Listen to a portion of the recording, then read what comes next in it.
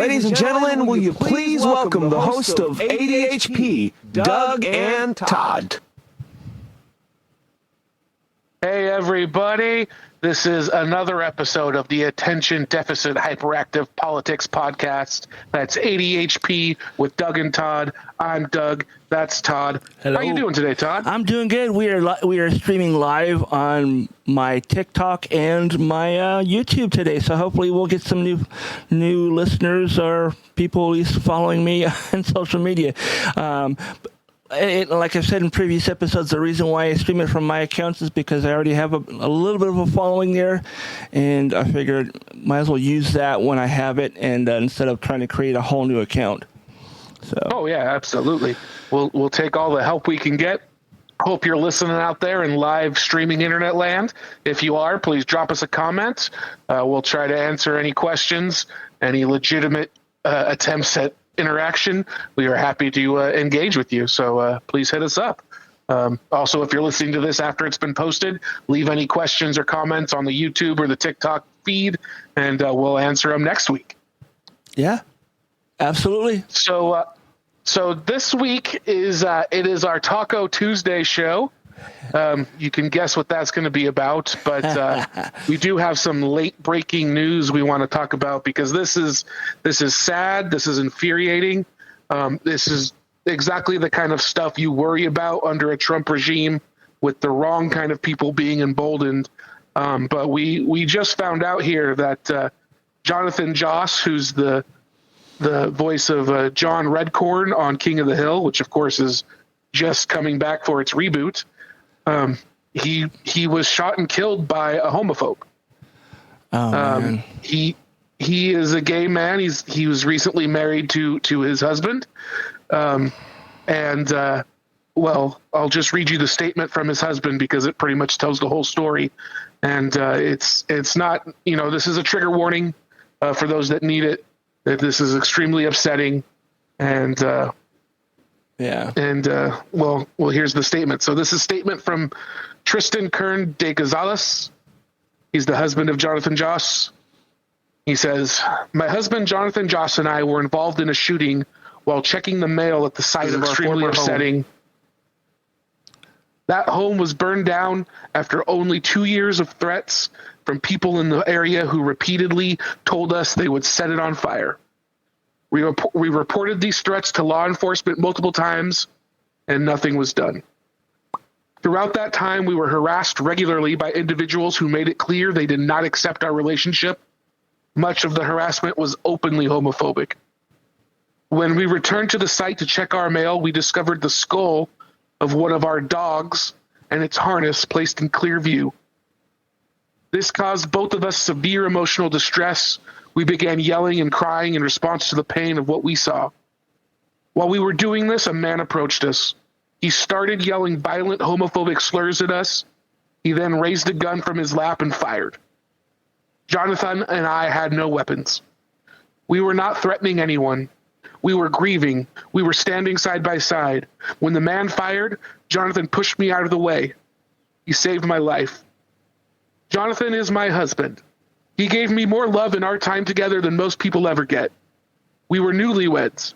We picked Valentine's Day. We were in the process of looking for a trailer and planning our future. He was murdered by someone who could not stand the sight of two men loving each other. Wow. I was with him when he passed.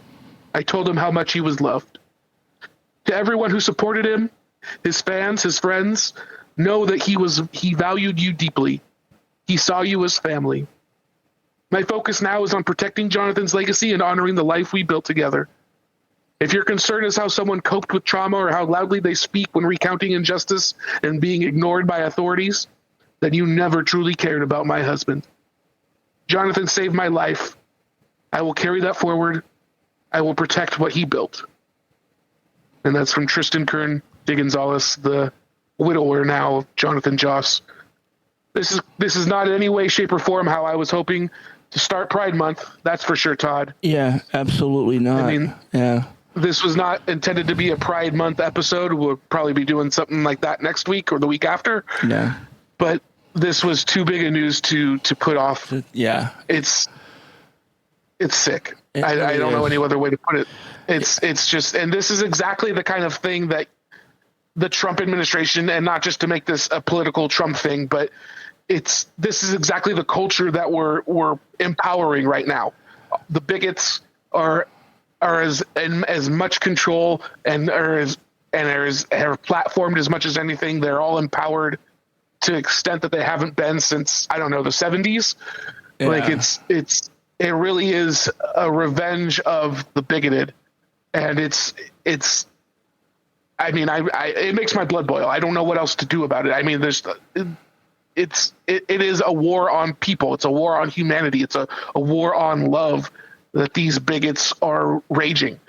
And when the police won't do anything because they're really part of the problem in that area, right? Because they're the local police are made up of the local bigots in a lot of cases. Right. Yeah. And so they let it go until it becomes this. And I can only hope that this is not in vain, and it ends up leading to a resurgence in protections, in consciousness, a raising of consciousness to what the hell's been going on recently. Ever since Trump first got elected, the bigots have been blasting themselves. They've been coming out of the woodwork. They feel like they can say whatever they want.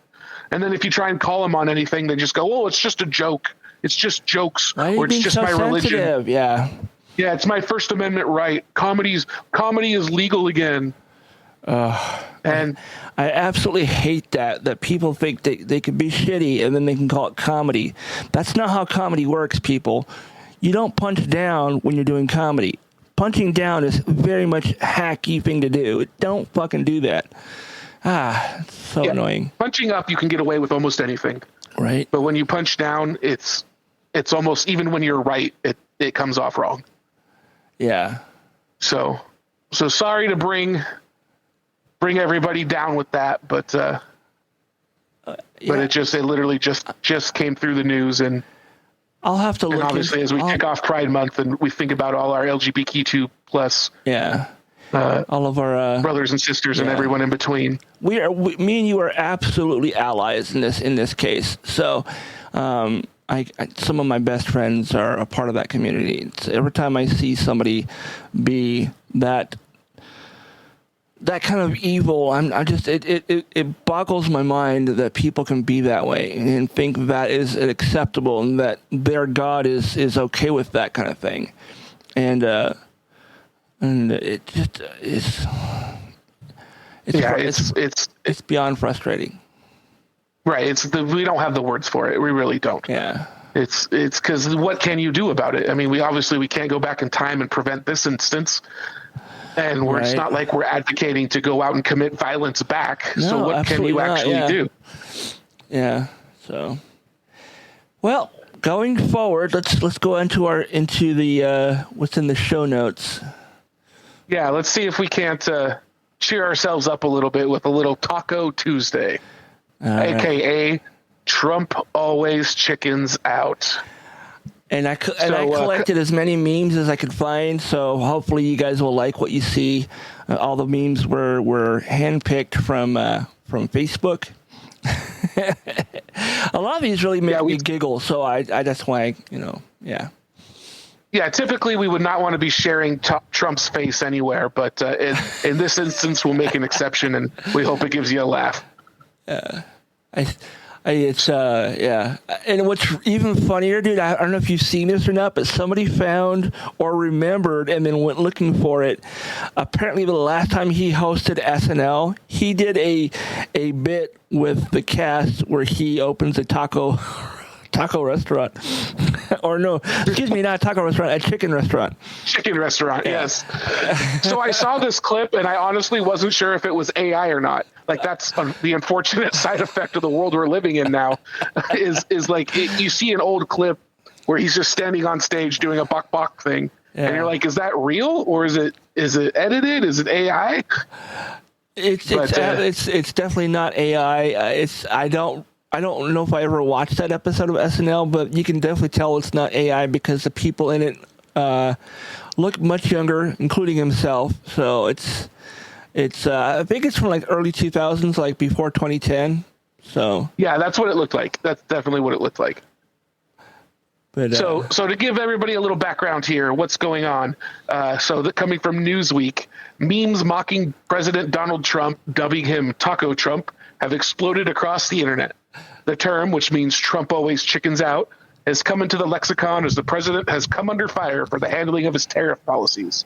Oh, man. On Wednesday, CNBC's Megan Casella asked Trump about the taco trade, which has been circulating on Wall Street and was coined by Financial Times columnist Robert Armstrong. Casella asked the president, "They're saying Trump always chickens out on your tariff threats, and that's why markets are higher this week. What's your response to that?" The president fired back at Casella, accusing her of asking a nasty question. He likes that word when it comes to women. He thinks that's like the best insult he can give a woman is nasty. Yeah. And he demanded that she never ask it again. "Don't ever say what you said," Trump told Casella. "That's a nasty question. To me, that's the nastiest question." Oh, man. I watched that clip multiple times yesterday and just cackled. I was so tickled by that. It was so funny. He's so obvious when something actually hurts him. It's so I would love to play poker with Trump. I could get all his money. The term has quickly caught on with Taco Trump memes being posted across the internet. Like we mentioned, you can see several of these if you're watching the YouTube or TikTok live stream. On X, formerly Twitter, Lucas Sanders, which is an account with 33,000 followers and identifies with the Democratic Party, posted, "Hey, everyone, let's get hashtag Taco Trump trending," accompanied by a picture of a taco with the president's face superimposed on it. The post has been viewed more than 270,000 times as of this reporting. That's too funny. The account Canada Hates Trump, which how could they not, which has more than 160,000 followers on formerly Twitter, shared a similar meme on the platform. It included a picture with the president that has been edited so that part of his head looks like a chicken, captioned "Trump always chickens out, hashtag taco." It has been viewed more than 400,000 times as of reporting. Similar images have flooded Instagram and TikTok, with some accounts being set up under variations of the name Taco Trump. On TikTok, a video posted by the account Binary Infections shows multiple AI-generated versions of the president who has been edited to look like a chicken eating a taco, running through the New York Stock Exchange. The video has been viewed 160,000 times as of this reporting. And then lastly here, the account @CrockerBoy on X in a post viewed 55,800 times. Zero trade deals, lots of talk, lots of promises, lots of bragging, zero trade deals. And why? Because Trump always chickens out. That's too funny. So moving along to CNN here to give you a little bit more background of how this developed. But did you have any comment on that first part, Todd? I wanted to say one of my favorites though is it has is a I don't know if it's AI or someone actually photoshopped him into it, but it was basically a photo of Belle, like from Beauty and the Beast, and the big yellow flowing dress, but it's made to look like a bunch of tacos, and then they put his face instead of Belle's, but it says Taco Bell, Belle. My wife would love that one. Belle is her favorite Disney character. Oh man, it's too funny. So some more background on this, how this all came about from CNN. The acronym was coined in early May by a Financial Times columnist and is now used as shorthand by some on Wall Street to indicate that traders shouldn't fret too much about Trump's tariff threats, since he usually backs down. Trump's real-time response also demonstrated his view that the shorthand diminished what he sees as an essential negotiating tactic on trade. He explained on Wednesday that sometimes he sets a ridiculously high number for tariff rates and then relents if other nations give in to his demands. However, nations aren't giving in to his demands. Trump is just saying they are. In just the last week, he threatened 50% tariffs on the European Union, then extended the deadline in return for more talks. Talks. And has threatened to re-escalate his China trade war in an effort to secure compliance with last month's agreement. So not a new agreement, it's something that China already agreed to. Last month, he also imposed a 145% tariff on Chinese goods before bringing that back down to 30% for the month. And or he did so this month. And he got nothing for that. Basically, once the bond market got threatened, he said, let's cut it back. Well, we'll step away. He chickened out. It originated on a May 2nd column from Robert Armstrong, Financial Times commentator and author of the publication's popular finance newsletter, Unhedged. Armstrong coined the phrase as a way of capturing Trump's frequent willingness to walk back, pause, or provide carve-outs from his most expansive tariff threats. The idea, in short, is that Trump's threats had created a pattern of driving stocks down, only to see them surge when he changed course weeks later. So the net effect is to create a taco shell-like shape in the market graph. A steep decrease when tariffs are announced, a flat bottom as the market finds its new level, and then an equally sharp climb once the tariffs are walked back. So you get a nice taco valley shape in the graph. So Armstrong used the term to try and explain the steady upward trajectory taking place in late April, which he wrote had, quote, a lot to do with markets realizing that the U.S. administration does not have a very high tolerance for market and economic pressure and will be quick to back off when tariffs cause pain. This is the taco theory. Trump always chickens out. Within a few weeks, the taco trade had become a fixture of Wall Street chatter and started appearing in client notes from financial analysts and economists. Armstrong, and likely everyone else in the financial industry, is hoping that the taco talk doesn't result in Trump sticking to his tariffs next time, as they all believe that it's a good thing when bad policy chickens out. So that's the one thing to remember here is we do want Trump to chicken out because everything he does is awful, so it's best when he backs off his own ideas. Right. So what's really been happening to the markets here? We go to the Guardian for this. The S&P 500, the U.S. stock market benchmark, has actually gained about a net 1% during 2025, despite a deep slump in April after the Liberation Day tariffs had basically the worst market since 1990. The stock market rise appears to have been aided by the taco trade narrative that market turmoil will correct the president's course and allow companies to keep on making strong profits. That belief will strengthen if courts uphold Wednesday night's ruling by New York's Court of International Trade. And that ruling was that Trump's tariffs have been imposed illegally, which we've been trying to say here on the show all along. So more detail on that. A U.S. trade court ruled Donald Trump's tariff regime was illegal in a dramatic twist that could block the president's controversial global trade policy. On Thursday, an appeals court agreed to a temporary pause of that decision, pending an appeal hearing.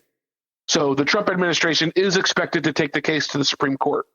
So once again, we're going to test the Supreme Court to see if they're more loyal to Trump or more loyal to the Constitution. So far, it's proven that Justice Alito, Justice Thomas, are indeed more loyal to Trump or to whoever their benefactors are that want them to be loyal to Trump.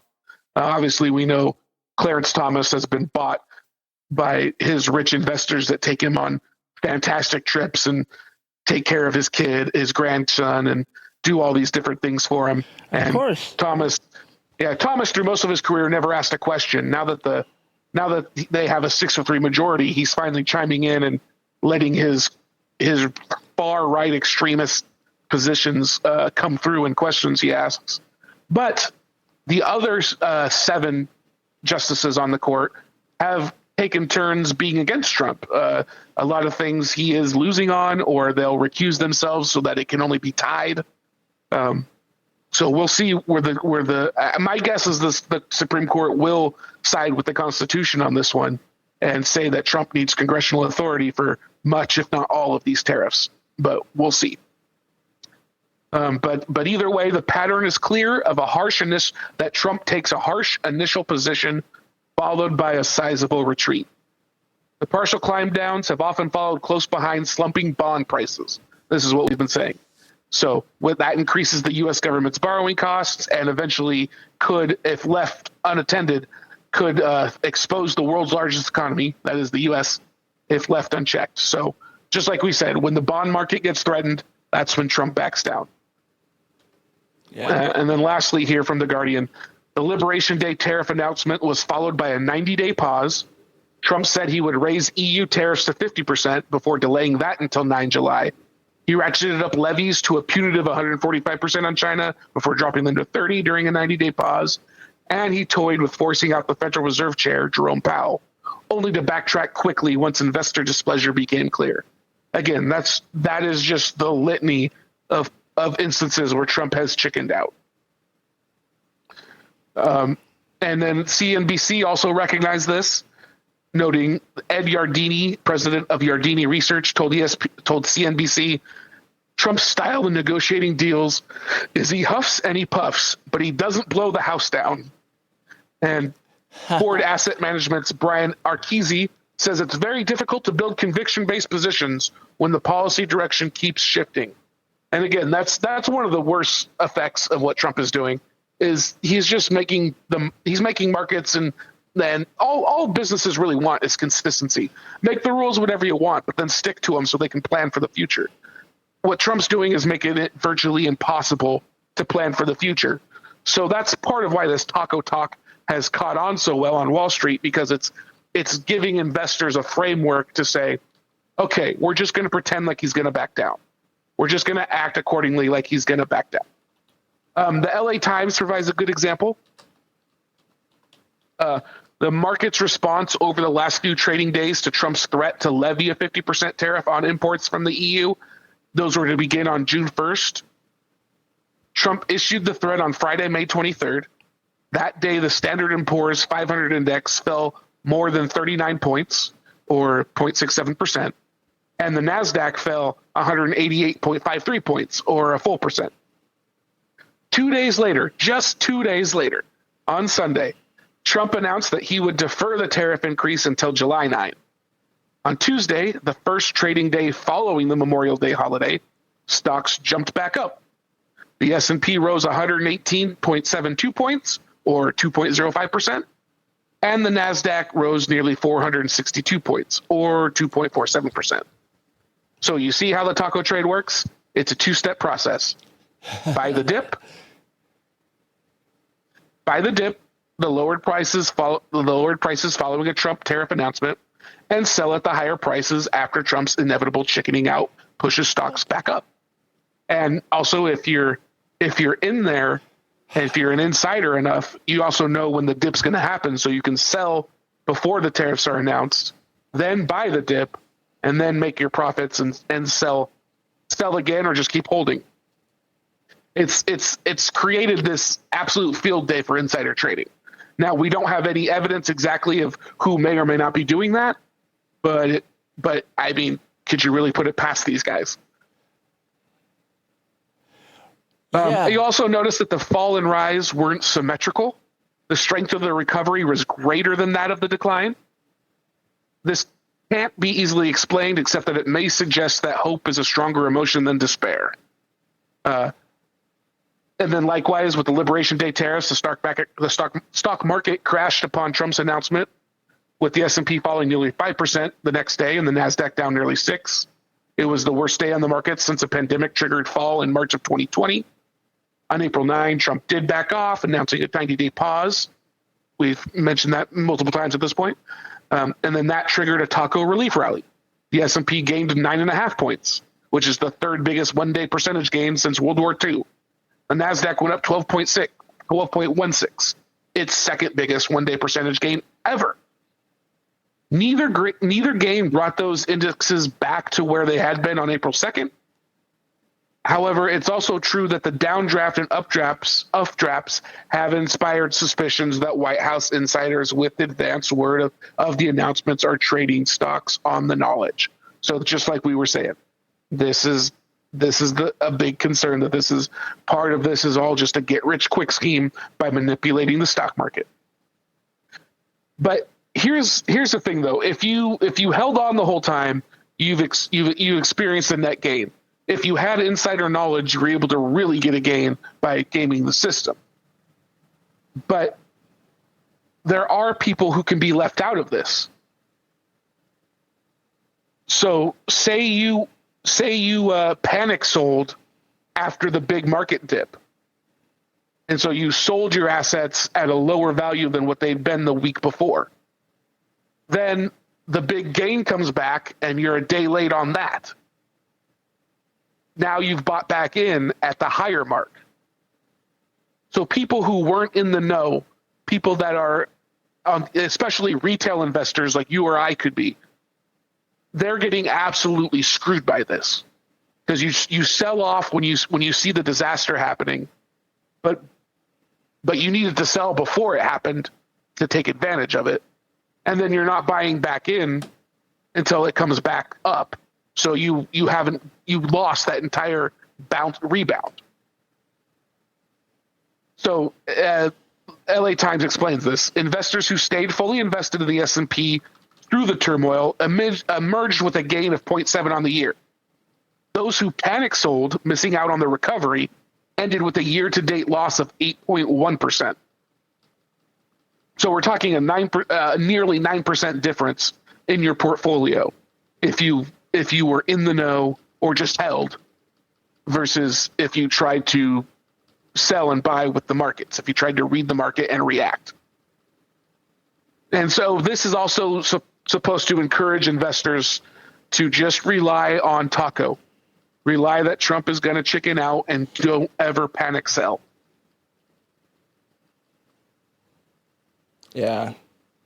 And lastly, from Yahoo's finance department, they quote Callie Cox, who's the chief market strategist at Ritholtz Wealth Management, urged investors to look beyond the tariff drama. We're going to get a lot of he loves me not, she said, referencing the back and forth on policy gains. What investors really need to be focused on is economic data, especially the jobs report coming up next week, and what the Fed is doing in response to all this. Cox noted the Federal Reserve has limited ability to intervene if the economy weakens, adding, markets haven't quite processed the fact that the Fed can't step in and help us if the economy does end up weakening. So while investors are being encouraged to hold the line with this taco talk, there is the looming threat here that the on again, off again nature of the tariffs, the wild swings in the market, they could be affecting hiring rates. They could be affecting what people are willing to commit to hiring new people. If the jobs report is down because of all this, and the fundamentals of the economy are therefore weakened, and market movers are going to start responding to those fundamentals above any other tariff talk.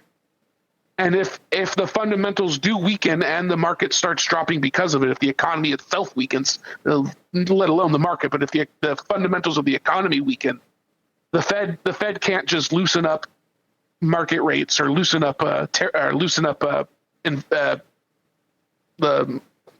investment rates, because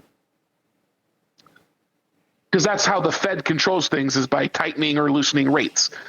Basically, the better an economy does, they will make rates higher to kind of slow things down a little bit so that we aren't overgassing ourselves. And when the economy gets worse, they'll lower rates to try and help encourage loans and that kind of stuff to happen.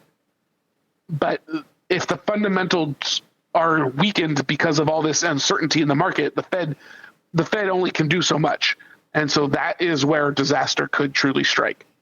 And people just holding the line, expecting Trump to chicken out, at that point, it might not matter if he chickens out.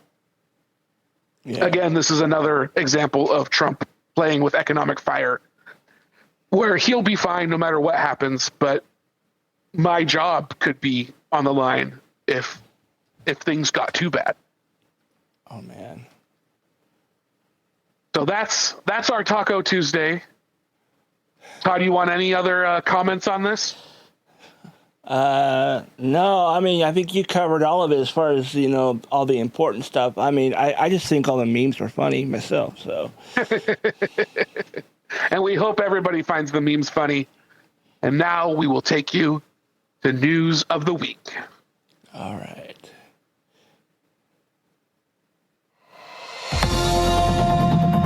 And now it's time for our weekly news. We're breaking down the key stories shaping our world, from policy shifts to the latest in global affairs. Let's dive in. Oh yeah. Love that theme song.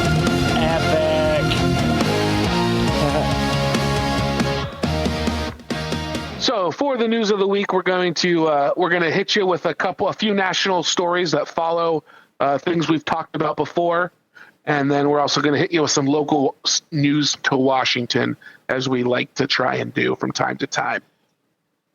So first story up for bid. Judge says Rubio, that's Secretary of State Marco Rubio, likely violated the Constitution in ordering Mahmoud Khalil deported. Mahmoud Khalil is somebody we've been following on this show. He is the student from Columbia, the recent Columbia graduate who was one of the prime organizers of their protest movement, particularly their pro-Palestine protest movement, who is a green card holder, but was detained and sent to Louisiana just because they decided his actions as a protester undermined the president and his agenda. They were a threat to America. So a federal judge this is coming from NPR. A federal judge has ruled that Secretary of State Marco Rubio likely violated the Constitution when he stripped Mahmoud Khalil of his green card and ordered him deported over his pro-Palestinian activism at Columbia University. In a lengthy, what this says, mixed ruling, U.S. District Judge Michael Farbiars, that's my gringo name, my gringo tongue can't handle these names, in New Jersey, declined for now to order Khalil released from federal immigration detention in Louisiana, where he's been held since ICE agents arrested him in New York City on March 8th. The judge said Khalil had not yet proven that his detention is causing him, quote, irreparable harm, and gave him more time to provide evidence that it is. It seems to me that, so part of the story is his wife was pregnant when he was taken. His kid has since been born and he's not able to be with his child. To me, it is absolutely irreparable harm to not be allowed that bonding time with his child. That is 100%. It's harm to him. It's harm to the child. And that to me is irreparable.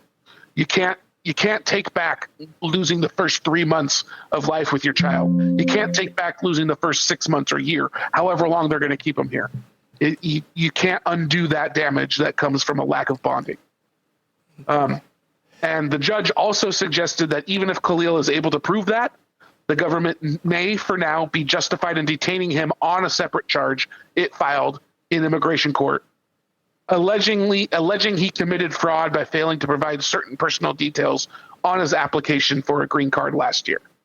So they're trying to catch him on a technicality. Okay. Khalil's lawyers had claimed that the charge was baseless and that the government only filed it days after his arrest as retaliation for his speech.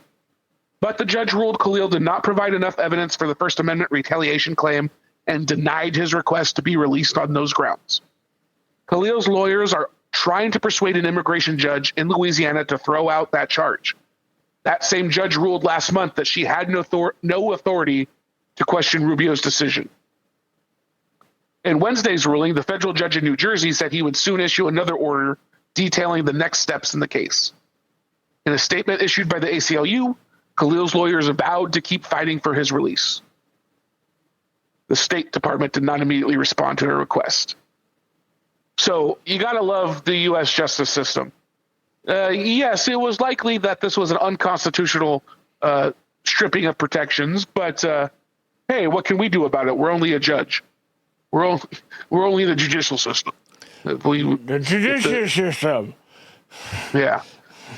It's maddening. Sorry, I had to do that. It's one of those things I remember hearing on like Comedy Bit years ago, and every time I hear those words, judicial system, I always think of that guy who couldn't say it, or he was just really drunk when he said it. So, judicial system. Well, I swear I'm not drunk right now. I know you're doing not. a lot of talking. I wasn't implying that at all. I was saying that's why I repeated you in that way. I do I do have an old fashioned waiting for me when the show's over. Next story, also from NPR. Okay. They've tracked Americans' drug use for decades. Trump and RFK Jr. fired them. So we've talked about how mental health is an important part of this show, important part of our mission. And of course, a federal study on mental health problems and substance use across the country that has been running for decades and is used by a wide range of researchers faces an uncertain future after President Trump's cuts to the federal workforce. So what we're talking about is the National Survey on Drug Use and Health. It's an annual survey of households conducted by the Substance Abuse and Mental Health Administration. And that Substance Abuse and Mental Health Administration is being dissolved by our no good, very bad health secretary, Robert F. Kennedy Jr. Of course he is. What great work he's doing for all of us, coming out of the creek filled with bacteria. I mean, literally, the Substance Abuse and Mental Health Administration. Todd, do you think America has an issue with substance abuse and mental health? Yeah, and to the point where they actually, they appointed one of their own as their leader. Yeah, right. But yeah, it's not like America's not unusually high on the mental health and substance abuse issues charts. Oh wait, we are leading the world, and we're at least leading the developed world in substance abuse and mental health issues. So yeah, sure, let's dissolve the administration that looks into that and tries to help us with it because we're making the country healthy again, and actually doing real shit is a waste of money apparently. Yeah. So what they do is they survey about 70,000 people 12 and older each year. And they analyze the survey data each year, and they put out detailed reports on the prevalence of mental health problems and substance use. This is critical for people that are running data studies. They need this information to check against how things have gone year to year and over time. The fact that it's been going for decades is extremely useful, and to cut it off at any point is just deciding to give ourselves a black eye, to tie one, if not both hands behind our backs when we're trying to do other studies. In addition to a report on national estimates, her team also puts out state and sub-state estimates. It allows people to really figure out who are the people in the country that need help, where do they live, what are their issues. In a recent study published by JAMA Pediatrics, they used this data from the survey and estimated that 1 in 4 kids in the United States has a parent with a substance abuse disorder. He says this data is critical for researchers like himself, as well as lawmakers and healthcare providers, to address addiction and promote recovery. And it's really difficult to monitor progress without one of America's gold standard metrics. The same goes for efforts to address mental health problems. Unless we know how many people are affected by a common mental health problem, it will really hamper our efforts to determine whether the interventions that we're trying to implement are having any kind of effect, says Catherine Keyes, an epidemiologist at Columbia University. This is really a central piece of data, says Dr. Scott Hadland, chief of adolescent medicine at Massachusetts General Hospital. When we use it clinically, it's often in a way that is helping pediatricians across the country understand what's going on with teenagers. For example, the prevalence of opioid addiction amongst teens. We know now from the study that about 1 in 80 teenagers struggles with opioid addiction, says Hadland. That's a lot higher than any pediatrician would guess, and we only know that because of this survey. The data also reflects the success of past efforts to address substance use among young people. You look at factors like cigarette and tobacco use among young people, which is at an extraordinary low. Binge drinking and alcohol use have been declining among young people. This is coming from Catherine Keyes again. But there's still a long way to go. She adds, and if some of these trends reverse, we need to know immediately. So the idea that there's sort of a group of experts overseeing the entire survey and really looking out for its future and the reliability and validity of the questions in the survey is really critical. But of course, we're not going to have that if we eliminate the administration that conducts it. So if that information is not being disseminated out into the public, we will lose lives. We will lose lives to overdose. We will lose lives to suicide. And these are entirely preventable, says Honig. If you can't tell, I'm a little fired up about that. A little bit, yeah. No, I mean, I'm just sitting there. I had to restart the live stream over on TikTok because it got, I don't know what happened, but we're still recording. Nothing stopped as far as the recording goes. Just the live stream had to reboot it. But since the reboot of the live stream, we've gotten a few people watching, so that's good. Well, that's dope. Yeah. Welcome to the show. Thanks for listening. Thanks for coming in, guys. Another story, and this will be our last national story before we get local to Washington State. And this is some potentially good news. So we haven't talked on this show a lot about Palestine and Israel, other than to talk about the protesters in America that are being detained for being pro-Palestinian. Right. But this is really the reason for this show initially was to kind of do a local news thing. And in the wake of Trump and everything, it's impossible to ignore the national news. So going international really is beyond the scope of this podcast, but it affects the world, and we're part of the world, so we're going to talk about this. Israel has finally accepted a U.S. proposal for a temporary Gaza ceasefire. Hamas is reportedly giving a cool response to it. This is coming from the AP. But the good news is that Israel is finally accepting a framework. Hamas officials gave the Israeli-approved draft a cool response, but they said they wanted to study the proposal more closely before giving a formal answer.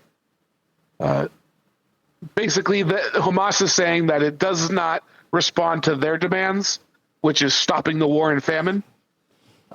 You also got to believe that Israel's not necessarily going to give in to their demands as a clause of the ceasefire, because from Israel's perspective, they're responding to an attack. Of course, from Hamas's perspective, they're responding to decades of occupation and a blockade that's been going on relentlessly since 2017, but honestly, even longer than that. The famine is a direct result of Israel stopping aid to Palestine. But Hamas had previously said it had agreed with Witkoff on a general framework of an agreement that would lead to a lasting ceasefire, which they want a full Israeli withdrawal from Gaza, which is really just adhering to international law.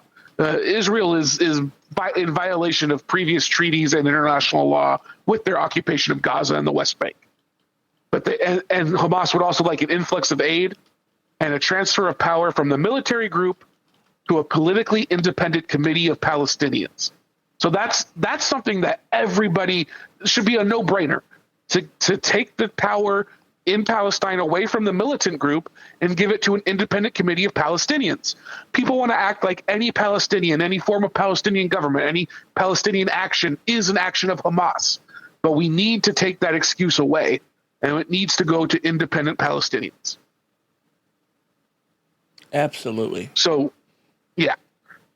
So you can read more. We'll provide the links in the description when the podcast goes up. You can read more about what do Israel and Hamas want, and what is the the latest ceasefire proposal is this. So Witkoff has not publicized his latest proposal, but a Hamas official and an Egyptian official independently confirmed some of the details. They spoke on condition of anonymity to discuss the sensitive talks. They say it calls for a 60-day pause in fighting, guarantees of serious negotiations leading to a long-term truce, and assurances that Israel will not resume hostilities after the release of hostages, as it did in March. So we did have a ceasefire before, right? And Hamas released a bunch of hostages. Israel then broke the ceasefire and attacked Hamas, or Palestine in general, more. So Israel has broken a ceasefire before. But part of this agreement is Israeli forces would pull back to the positions they held during the last ceasefire deal. On Hamas's side, they would release 10 living hostages and a number of bodies in exchange for more than 1,100 Palestinians imprisoned by Israel, including 100 serving long sentences after being convicted of deadly attacks.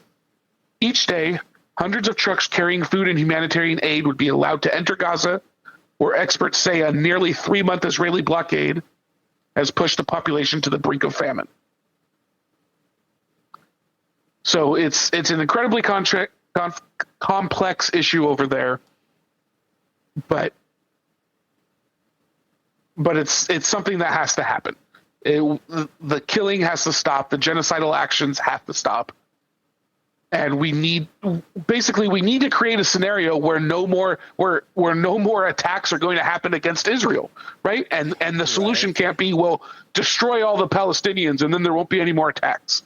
That's not the solution. The solution is to abide by international law, abide by past treaties, have there be a Palestinian state that is independent of itself. If they want to do a 2-state solution, that's really the only way that Palestine can exist. And right, we have to have a solution that's not genocide. That's not just, all the Palestinians get killed or displaced. That can't be the only solution. And I draw parallels to here in America, where we can either have a police state where we allow everyone to be poor and just punish them for being poor, or we can have a welfare state where we make sure people have enough, where we have a universal basic income, we have single-payer universal health care, and then people are in a position where they aren't committing crimes, right? If Palestine has a state, if it has the resources it needs to exist, there is no need for it to commit acts of violence. I mean, my personal belief is that Israel sat on a tragedy keg waiting for it to explode, because they knew once it exploded, they could hold all the cards and do whatever they wanted to Palestine, and whatever deal they got during a war would be better than whatever compromise they would have had to have made in peacetime. Like, that's why we're in this fight. That's why the Israeli-Palestinian war is going on, is because Israel believes they will have better terms in this situation than they would if the two sides were at peace. And I want to give a shout out to Malcolm and Jade, who joined in on the on TikTok and are watching us right now. Thanks for popping in, guys. Yeah, guys, thanks so much. Hope you stick around. We do this every week. We live record like this on Sundays or Mondays, and then the podcast goes live anywhere you get podcasts on Tuesday at midnight. The links are on the video, the podfollow.com/ADHP pod, and then that will take you to where you can listen to the show. Now, I hope they didn't just click on this thinking this is like some sort of Taco Tuesday show, like we're just celebrating food, and this would be quite the shock to hear what they're hearing if they were expecting some sort of party vibes and food talk. But no, I mean, the slate show has been like, the usual stuff plus a little bit of the Taco Tuesday stuff as well. So fair enough. Sure they figured it out. Oh, and by the way, Todd, you remember we talked about stagflation the other week? Yeah. The Fed is forecasting stagflation. Just so you know, the Fed is forecasting stagflation. That's according to the Wall Street Journal. Some more. Yes, that's wonderful. Speaking of stagnant, here's some local news to the state of Washington, which is where we record from. Washington Beach ranks among top 10 most bacteria contaminated in U.S., according to a new report. This is coming from the story's coming from mynorthwest.com. So the South Sound Thea Foss floating dock in Tacoma was found to have the 6th highest bacteria rate last year, according to a report by the Surfrider Foundation. Beaches were given percentage ratings based on how often water samples exceeded each state's health standards for bacteria in recreational water. So it's recreational water. This is water people are allowed to swim in. The Foss floating dock garnered for now. Or, this is just getting RFK Jr. excited. He's planning a trip here now to take a dip. Of course. But the Tacoma's Foss floating dock garnered a 64%. Again, that was 6th highest. Now, fortunately, it's nowhere near the highest Do you have any guess where the highest contaminated water in the country might be, Todd? That would be what is the creek that RFK Jr. swam in, Alex? Rock Creek. So no, this is for recreational waters. This is for places you're actually allowed to swim. Okay. So Rock Creek doesn't fall on this list. Okay. I have no idea. Probably someplace in the East Coast. It actually surprises me. Like I would have guessed something like in New Jersey or something like that, right? Shout out to New Jersey. But no, it's actually a beach in Hawaii, the Kahaluu in Oahu, with 92%. Again, 64% in Tacoma is the sixth highest. But number one in Hawaii is 92%. That's got to be just because of all the people that are going and getting in it. I got to think. Yeah, probably. Because you got the Pacific Ocean there. It's not like you're a little arm of the Puget Sound. You're a whole freaking ocean that should be clearing that stuff out. But the other beaches on the list were a stream at Kaloa Landing in Kauai, Hawaii, Parkview Kayak Launch in Miami Beach, Imperial Beach in San Diego, Lindamar Beach in Pacifica, California, Ballard Park, which is not in America in our Ballard. It's Ballard Park in Melbourne, Florida. This is a double head fake. So it's Ballard Park. I'm like, oh, Ballard, Washington? No, in Melbourne. Oh, Australia? No, Florida. There's a Melbourne in Florida? Of course there is. There's everything in Florida, man. And then they also have Windmill Beach in Sag Harbor, New York, San Luis Creek Mouth in Avila Beach, California, and Playa Crash Boat in Aguadilla, Puerto Rico. And so shout out to New Jersey. You stayed off the list completely. That's my fault. I should have kept your name out my mouth. It turns out it's mostly California, Miami, and Hawaii that has bacterially infected recreational water. You don't want the ladies from Jersey Shore coming to your doorway and wanting to beat your ass. No, I especially do not want those ladies, no.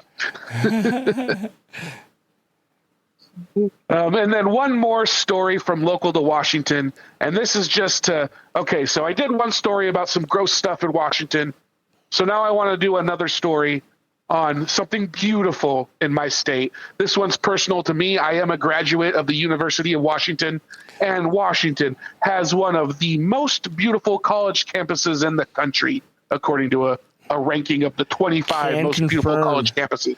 I mean, I didn't go to UW, but I'm a Husky, a fan as much as anybody else in Western Washington.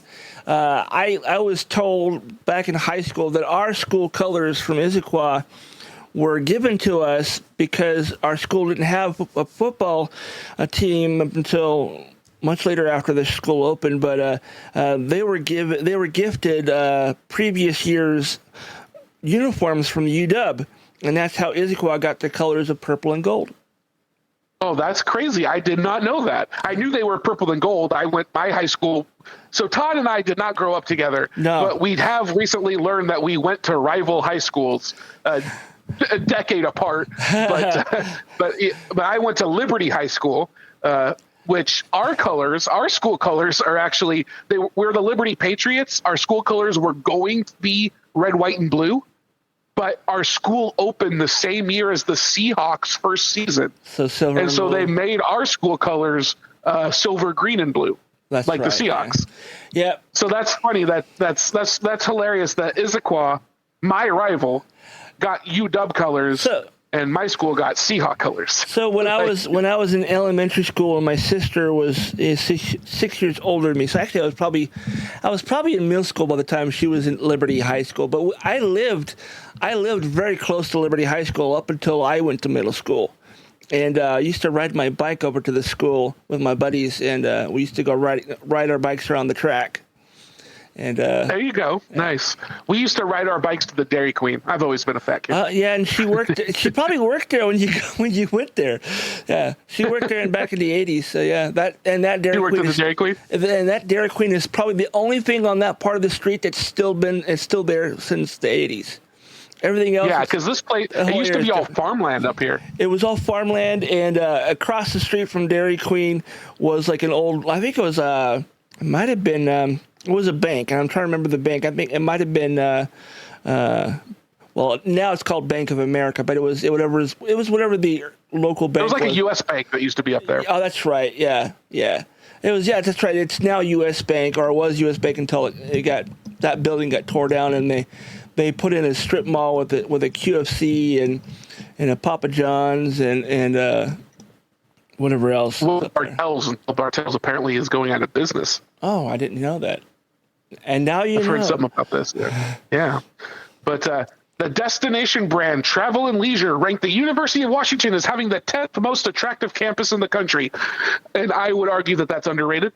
But we beat out schools such as Princeton, Yale, and Vanderbilt. So suck it, Ivy League. Suck it, Tennessee.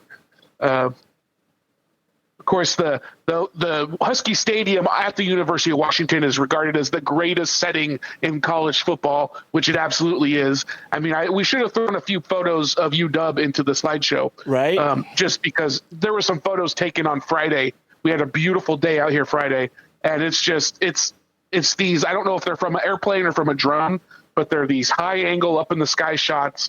You get the stadium, what I love about our areas is like you get the stadium, you get water around the stadium, then you get another strip of land, then you get more water, then you get a little more land, then you get more water. There's just these layers of land and water and land and water. You look at any other major urban center in most of America, and it's just urban sprawl. There's no green, there's no blue, it's just urban sprawl. And maybe dead vegetation, brown vegetation. But here we are the Emerald State. We wear it proudly. Yeah. And I honestly, again, I may have mentioned this on the podcast before, but if I've said it before, I'll probably say it again. It's my favorite quote from my cousin who moved to Vermont to chase a woman. He was there for about 6 months, came back, and he just said, I don't understand why everyone in the world doesn't live here. Meaning the greater Seattle area, Western Washington. For my money, it's the greatest place in the world. We don't have to worry about any kind of poisonous creatures. It never gets too hot. It never gets too cold. And it's always beautiful out.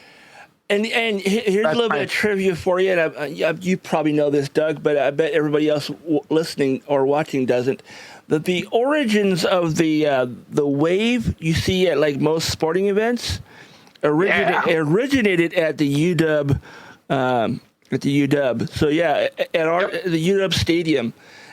We claim the wave. Yeah, birthed the Husky Stadium. We claim it absolutely. It started before my time. Yeah, it started before my time, but I participated in a wave or two. Oh, I did too. Anytime I went to a sporting event, that's something we would do, and my sister, who actually, even though she's Republican, she went to UW.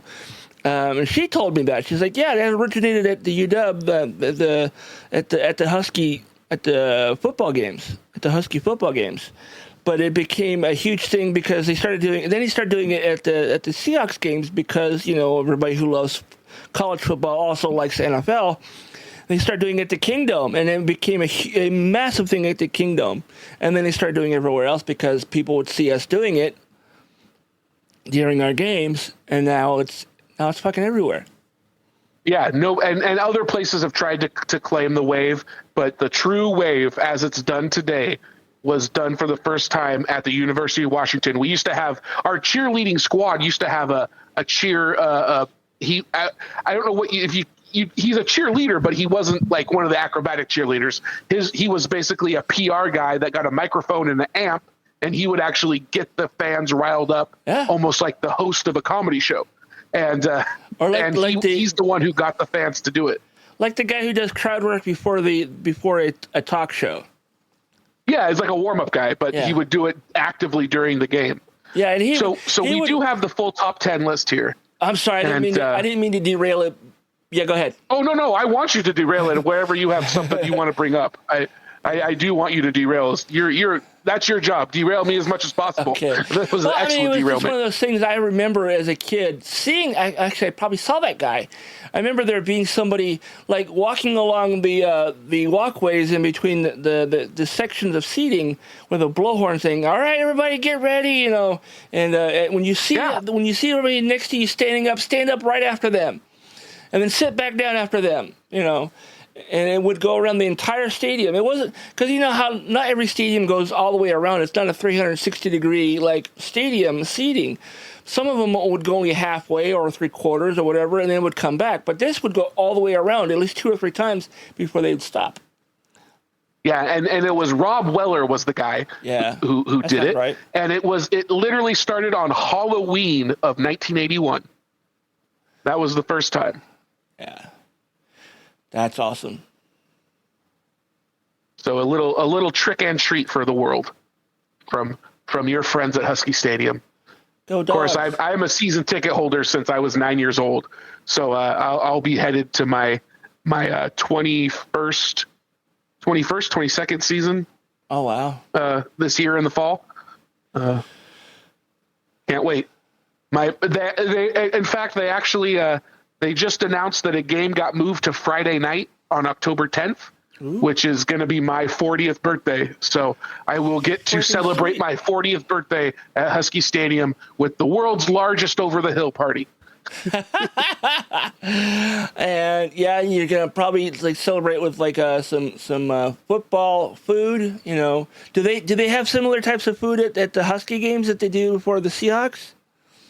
They have some crazy new food now since they revitalized the stadium. They've got calzones, and you've got your Ivers, you got fish and chips, you got Kid Valley burgers. Nice. Yeah, they got lots of. I think you can. If you go to certain areas, if you go to the more upscale Husky, I can't remember what they call it. I don't ever get to go there, but there's a more premium section where they sell like sushi and that kind of stuff too. So, all right, so we got 2 more stories to go before we get to What's Geek this week. Feel like we might be running a little long, so that's fine. I'll try and speed this up a little. But you don't have to speed it up. Do what you gotta do. I do like this story. These are stories that Todd added, and I think this one in particular is, as a former punk rock kid, this one warms my heart. Guy wears Nazi shirt. This is coming from ComicSans.com. Guy wears Nazi shirt to punk rock festival in Vegas, and it goes immediately south for him. This link is leading to an article on ComicSans.com, tells the story of an individual who attended a punk rock festival in Las Vegas while wearing a shirt displaying Nazi imagery. The article describes how this act was met with immediate and negative reactions from other attendees. It likely details the confrontations and consequences the person faced for their choice of clothing, highlighting the strong disapproval and rejection of hate symbols within the punk rock community and the public in general. So you definitely want to check out that story. Oh, dude. It's I saw the video of the guy. It shows like 2 or 3 people like yelling at him and pushing him and stuff, and then somebody actually popped him really good, and he fell to the ground, and then he got back up and then continued to back up and kept backing up until he was out in the parking lot. That's how you got to handle those people. You can't allow a Nazi in, because once one Nazi gets in, he invites his Nazi friends, and once his Nazi friends show up, now it's a Nazi party, and that's the rep it's going to have. And punks have to be very, the reason there's a history of anti-Nazi behavior, specifically in the punk community, is because a lot of punks are shaved heads or, leather. They if you didn't know better, you might conflate them for a Nazi in one way or another. So they have to be vocally and clearly anti-Nazi. There is absolutely a difference between a Nazi skinhead and a normal skinhead. Skinheads by default are not Nazis, and every skinhead I've ever met in my life will tell you that straight to your face, and if you argue with them, they will let you know how they feel about that. Yeah, and maybe you know more about this than I do, Todd, but my understanding is the original skinhead movement is coming from like an Irish punk scene, basically. I don't know about Irish, but it was definitely a European thing. It was definitely a UK thing. And there might be some Irish things and Irish elements in there, but I think for the most part it came from England. And because of the neo-Nazis of the 80s, the regular skinheads started a movement called Sharps, skinheads against I now can't remember it now. But either way, it's basically they're against Nazis and fascism. All the racists and yeah. So yeah. And speaking of now, of course, we saw this content. Did you see this on Facebook originally? I definitely saw stuff about it on Facebook, and it may have something to do with the fact that Facebook seems to be pushing violent content, and we certainly are seeing more a rise in violent content and harassment after Facebook changed its policies, right? Because Facebook used to actually have a fact-checking arm. Yeah. And now they've opted for the community note version, which doesn't really do anything other than add context.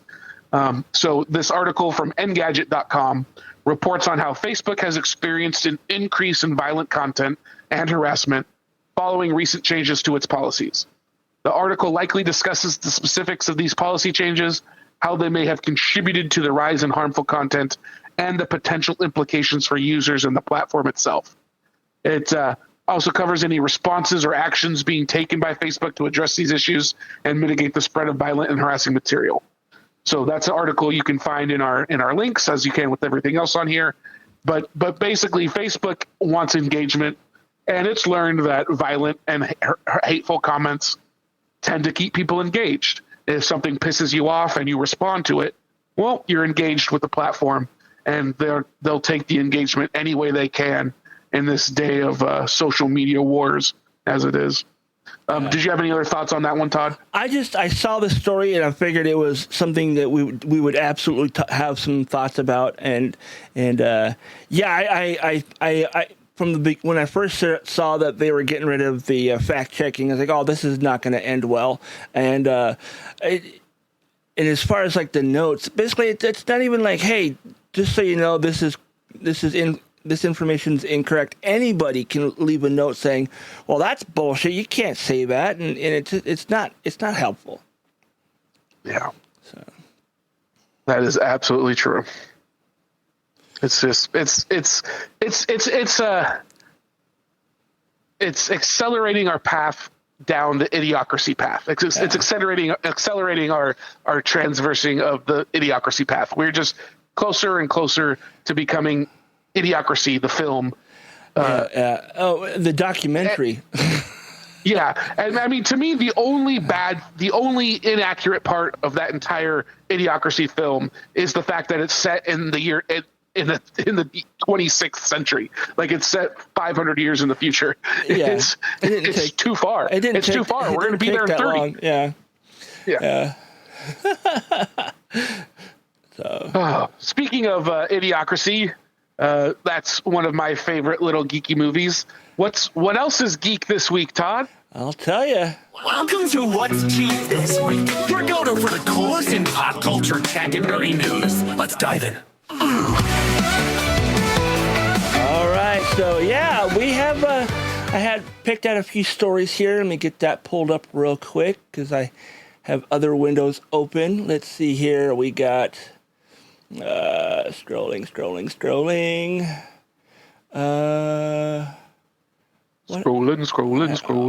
Here it is. Okay, so Nathan Fillion, you know, the guy from Castle and Firefly and Rookies. Of course, my favorite Nathan Fillion thing is Dr. Horrible's sing-along blog.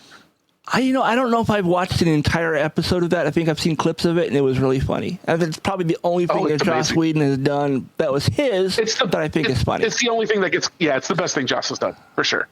So, but yeah, he apparently has based his character attributes off of somebody of course, now that I'm trying to find it here. I had it written out, and of course, I can't fucking read this shit. It's Ted Knight. Ted Knight, that's right. Thank you. Ah, man.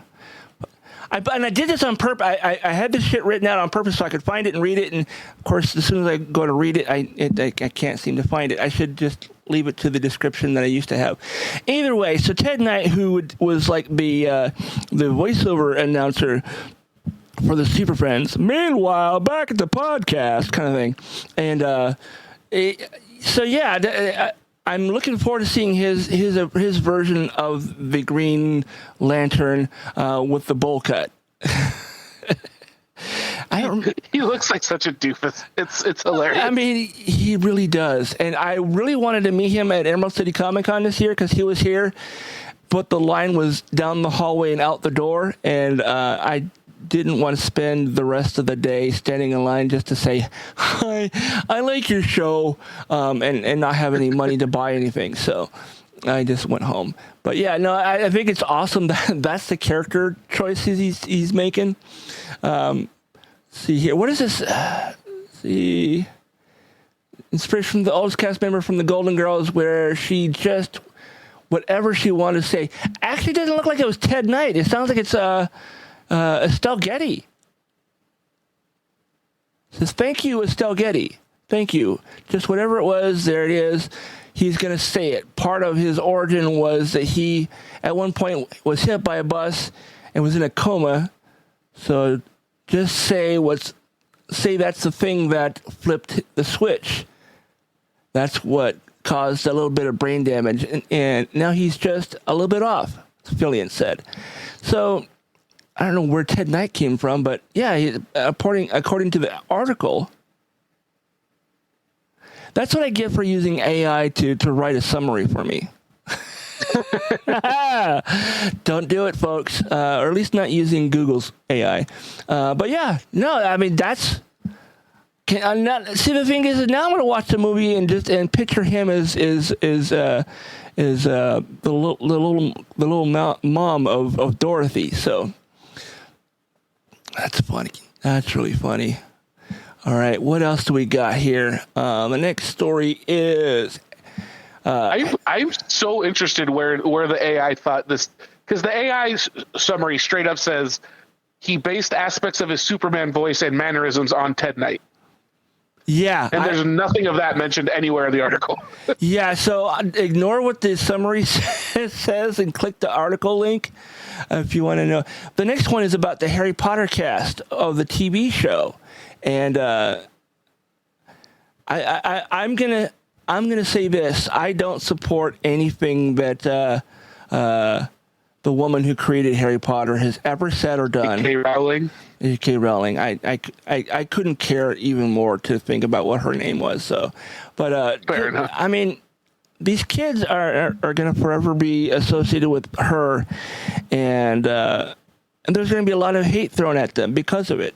And it's unfortunate because despite her being a garbage human being and not a nice person in general, the stories themselves are entertaining. I enjoyed the movies when they're in theaters. I don't own any Harry Potter memorabilia, so it's not like I have spent a lot of money on it. The few times I've seen those movies was paid by other people. So, yeah, I don't know. Yeah, I managed to stay away from the whole Harry Potter thing.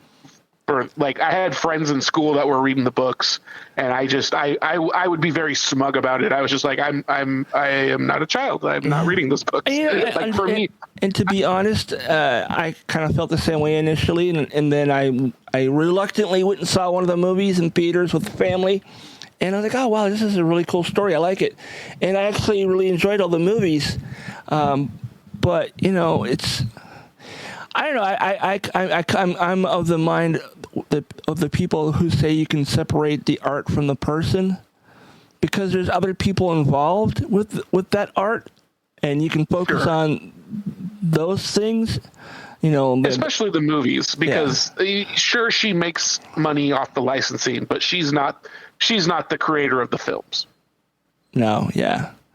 She in fact, the first one or two is Chris Columbus, right? The guy who did Home Alone and Mrs. Doubtfire. And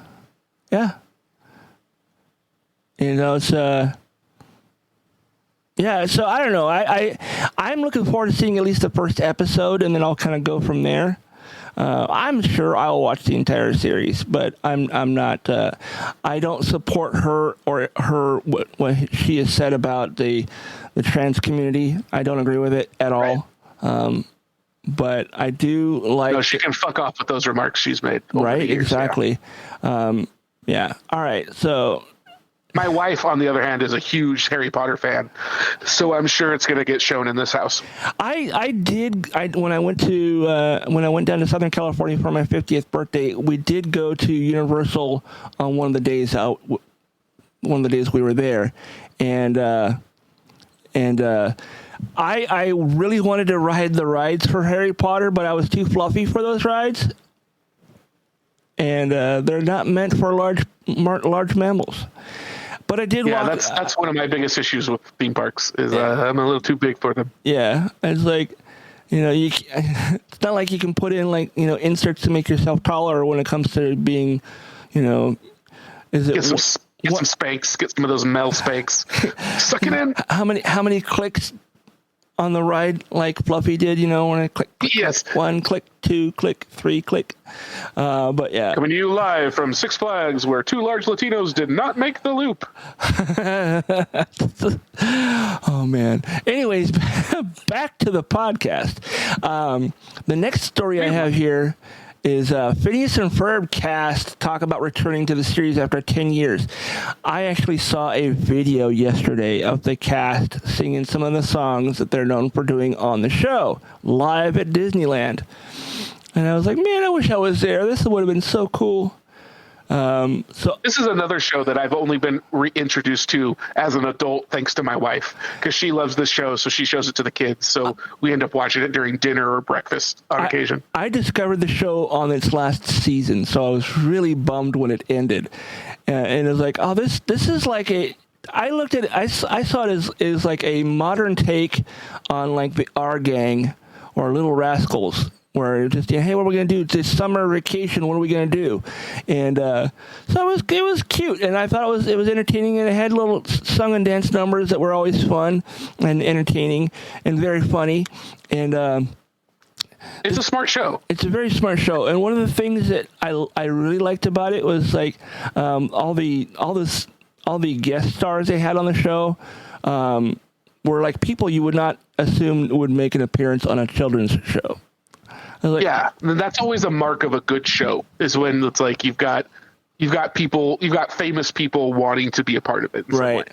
And the characters they play on the show are like in kind of reminiscent of a character they're known for earlier in their career, or something they're really known for, regardless of how long they've been doing it. The thing that like blew my mind was that the dad on Phineas and Ferb is Richard O'Brien.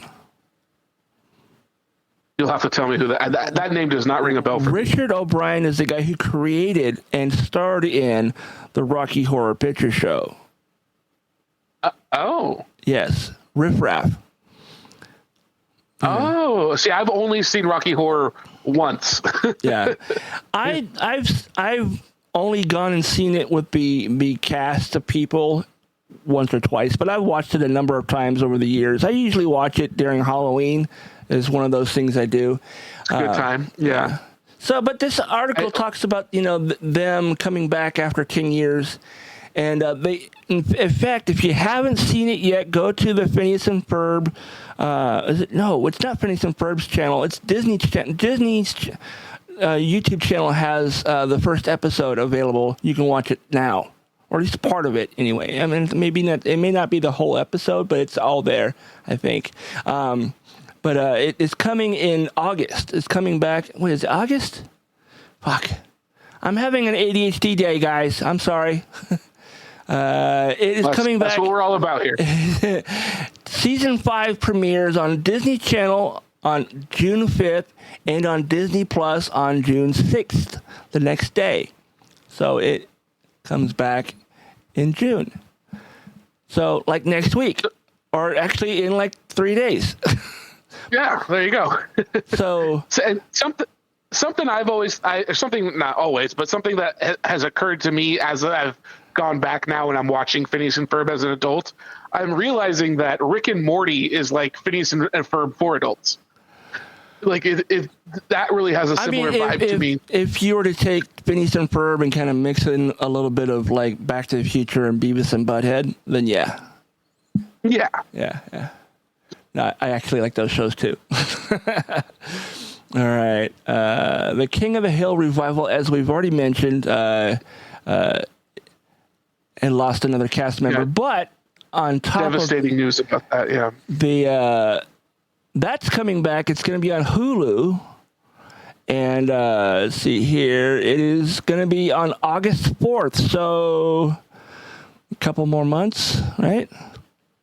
And I'm assuming that John Redcorn, who, Jonathon Joss was the voice of, probably already recorded some parts, so I'm hoping we get to see that character again. I think, yes, he comes back as John Redcorn, and I think he's in multiple episodes. I don't know if he's in the entire season, but he is the only person voicing that character in this season.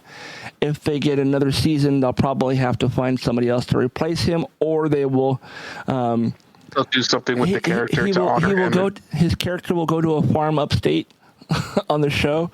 Sorry, folks. That was a terrible joke, but it's kind of how I deal with we're in mourning over this, where we give us a little space. I make terrible jokes, and it's not indicative of how I feel. To hide the tears. Exactly. But I saw there's a clip on the internet of like a trailer of just clips of the show of this next season, and it's not a reboot, folks. It is a revival. It's a continuation of the original series. So the characters actors who have passed away are going to be talked about, but you will not see them. You will not hear them, and that's the only thing I know about those characters. Like Luann and her boyfriend or husband or whatever his name was, I can't remember. But the actors that played them have both passed since the show went off air.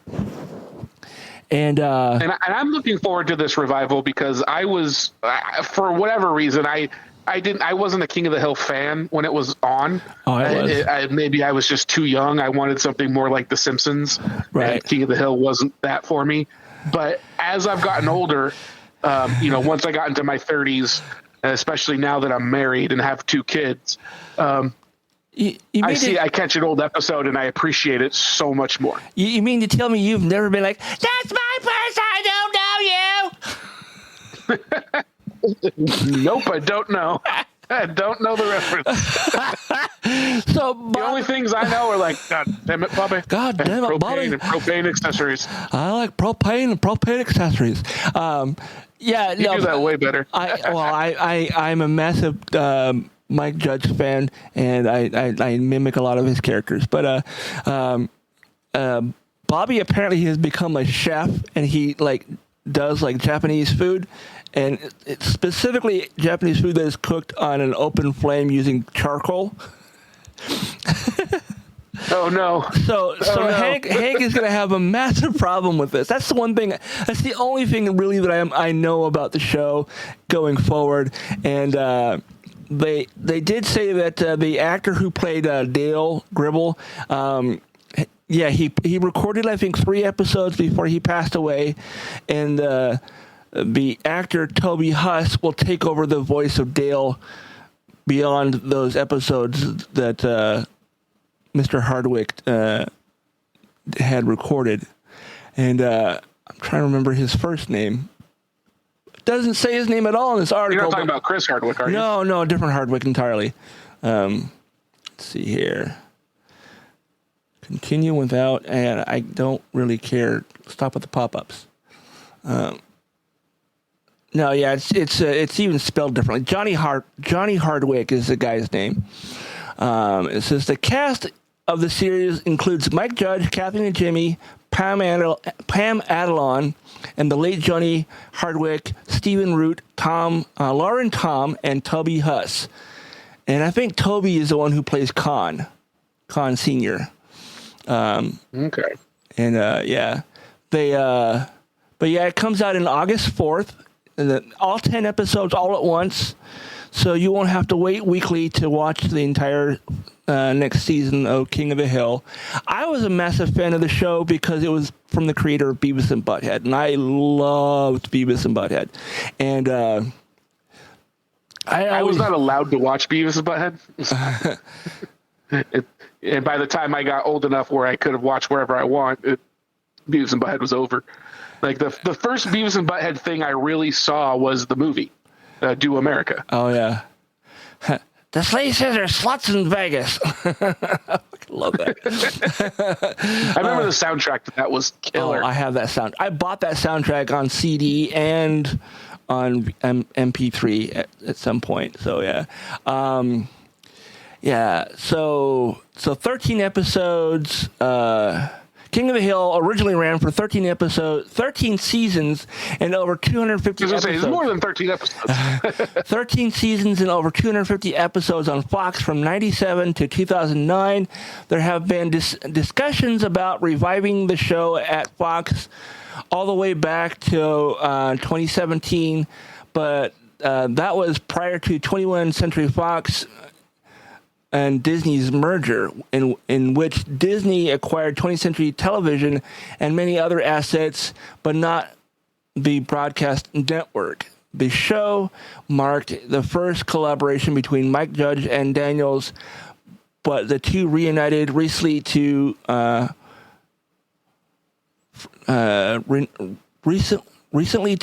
from Bandera reviving King of the Hill.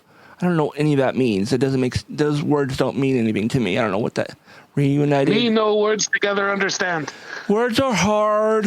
And was among the top priorities for the company, while they have also set up projects from various outlets. Blah blah blah blah blah. I don't know. I'm looking forward to it. It's sad to think that some of the characters are not going to be there because the actors that played them are no longer with us, but I'm glad they decided to say, so-and-so went to college, or so-and-so, they're living in another city and this is what they're doing. I would much rather them do that than try to recast it. Because sometimes recasting works and other times it doesn't, and more often than not, at least in recent years that I've noticed, the character voices are similar, but not enough for me to believe that it's the same person. You know what I mean? It was like Dr. Hubbard on The Simpsons is a completely different voice now. I mean, Dr. Hubbard is Kevin Michael Richardson. So, and I don't know. To me, it sounded the same, but I don't know. I met Kevin. He's a really cool guy. He's done so many other voices. But he's best known for being the white neighbor on the Cleveland show, the redneck.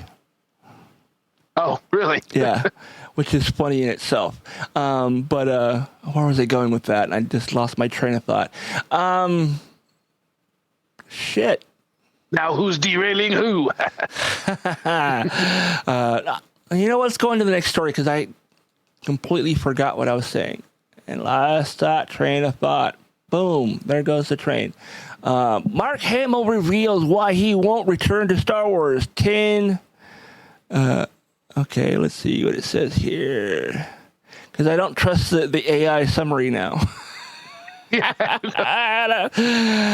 Okay, Rey's journey, played by Daisy Ridley, in the Star Wars galaxy is set to continue with the upcoming movie New Jedi Order, but fans shouldn't expect to see her mentor Luke Skywalker, played by Mark Hamill, in an interview with comicbook.com to promote his new movie, The Life of Chuck, which opens in select theaters June 6th and nationwide June 13th. Hamill was asked if he would return as Luke's Force Ghost in New Jedi Order. Though the actor is forever grateful he played such a meaningful role in the Star Wars franchise, he believes it is time for Lucasfilm to move past the legacy characters and focus entirely on the younger generation.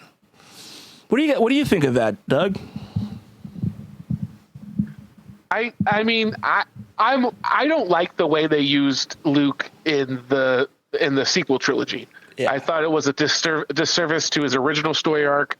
I thought they made him act. I'm a total Last Jedi hater. I hated the way they did that. Just subversion, just for the sake of subversion, is not anything to applaud in my book. I disliked it to the point where I didn't even watch The Rise of Skywalker. Honestly, I will say this. Knowing how much most people dislike The Last Jedi, a lot of people felt that way. I, however, really love the Rise of Skywalker for a lot of reasons, but the main reason is I think it really shows Leia more than we have in previous movies, even though she was barely in it because she passed, like, I don't know if it was midway through production. She passed before The Last Jedi ended, I thought. Yeah. So they used a lot of footage that wasn't used in The Last Jedi for The Rise of Skywalker. Now, the reason why I really like this movie is because I believe, and I this is my headcanon, as they say, that the fight at the end of the movie, not to give any spoilers, folks, but I'm going to talk about it, so be sure to forget before you watch the movie. I believe that when Leia, the character, passes, and she disappears like every other Force-wielding person does, that Ben also disappears at the same time, that what we thought was Ben was actually her helping Rey in her last in the final battle of the movie. And once I realized that, I had to go back and rewatch the entire movie, because it's like, okay, when did this become a thing? When did he become his mom and his mom become him? And so it's an interesting theory. Yeah, and if you watch, and I recommend you actually watch it at least once. That way you can say I've seen it and I either like it or I don't like it. I actually think it's in my top 3 as far as Star Wars movies goes. This will absolutely bump Empire and Jedi if I have to pick anything else. So, you're saying Rise of Skywalker bumps Empire and Jedi for you? Yes. It does. Wow. I really liked it. I wow. really liked it. And you're not just a casual. You are, like, Star Wars is your... That's my primary fandom. Thing. Yeah. It's like that's a big statement. It's the thing that turned the nerd switch on me. So it's what made me like an uber nerd. I had all the toys growing up. I loved everything that came out that was Star Wars. Even the prequels initially, I liked them, but as I heard people's complaints about them, I can see that. I understand it. I still am entertained by them, but they're not my favorite. So, but yeah, I think that, I as much as I would love to have seen the original 3 together again, fighting the Empire, we didn't get that in those movies. As much as I wanted to see Luke, Leia, and Han and Chewbacca all together in the cockpit of the Millennium Falcon. Sorry. We didn't get that. We got 2 of the 4 in the cockpit, which in itself was cool. And that's part of the reason why I'm getting choked up, because that scene where they get on the Millennium Falcon for the first time in decades is like, we're home. And I lost it. The people I was with are like, "Are you okay?" I was like, "Oh my God, I didn't realize how much I missed seeing these people on the deck of that ship until this happened." And it was, and a lot of people shat on the Force Awakens. It's just a recycled version of A New Hope. I was like, okay, that's probably why I like it, because it reminds me of the original movie. And I'll never call that movie A New Hope, ever. It will always be Star Wars. I like The Force Awakens. I was excited after that's part of the reason I hated The Last Jedi so much, is after The Force Awakens, I was like, okay, cool. This is Star Wars again, more so than the prequels. This really feels like Star Wars again, even though it kind of felt like Star Wars The Ride. Like, it was just kind of like a tour of the Star Wars mythos. Right. I was still excited for what it was setting up. And I got into, it's one of the things that really got me into like doing the YouTube breakdown and theory videos. Like, I was into all the different theories, excuse me, that people had for The Last Jedi. And like, I was like, oh, which way is it going to go? Who's right? Who's not right? Who is on the right track? What are they going to do with this? And then Rian Johnson was going to be directing it. And I'm like, oh, he's freaking an awesome director. He did some of the best episodes of Breaking Bad. My hopes got so high for The Last Jedi. And it looked great. It looked amazing. And then they decided to just like make a really awesome thing and then just destroy it. Yeah. Like, what's the most shocking thing we can do? Oh, let's destroy it. Let's subvert everything for subversion's sake. I went with a group of friends, and like 20 to 30, like at some point during the first act of the movie, I turned to my row and I was like, is this the parody version? Like, did we accidentally get the parody version of this movie? Like, this can't be the real movie. Right. I didn't really care for that one. I mean, it was still Star Wars to me because they had key characters in it. But it felt like, you know what? Because people shat on the last one, we're going to change things up a bit. And I was like, no, no. You shouldn't have done that. And I liked the new characters. I liked Rey. I liked Finn. What's John Boyega's character? It's a FN197 or something Finn. like that. Finn. Yeah, I like Finn. I like those characters, and then they don't really do anything with Finn. They just he becomes the B plot and throwaway. He becomes Butters from South Park. Yeah, that's so true. He's there and he says his catchphrases once in a while, and he shows up when the battle is happening, but then quickly disappears when other things are going on. I was excited to see where his character went because I liked his character. He was like I was forced into this shit. I don't want anything to do with it, and I'm going to join you guys because you guys seem like you're sane. That's kind of how I saw his character, and the way he was dealing with everybody around him. And some of my favorite lines have been from him in those movies because he has some of the funniest lines. And so like in there's a line in the Rise of Skywalker. He goes, "I forgot to tell you," and then something happens and everyone gets interrupted with what they're saying or they're doing. And he never finishes that sentence. You're like, what were you gonna tell her, dude? What was happening? So how Palpatine returned. That's what he was going to say. No, it was recently posted, like in the last week, even in light of the new movies coming out. That potentially he might be in them, and that we might see what he was referring to in that part of the movie, because it was mentioned one time in the movie and was not brought up again throughout the rest of the movie. So he was basically saying, I got something to tell you, I need you to know this is important. And then, they were like in the sinking field is I think what they called it. It was basically like quicksand, but it wasn't quicksand. And they thought they were all going to die. So he said, I need to tell you this thing that I needed to tell you. And as he was trying to tell her, they all fell through, and they all survived it.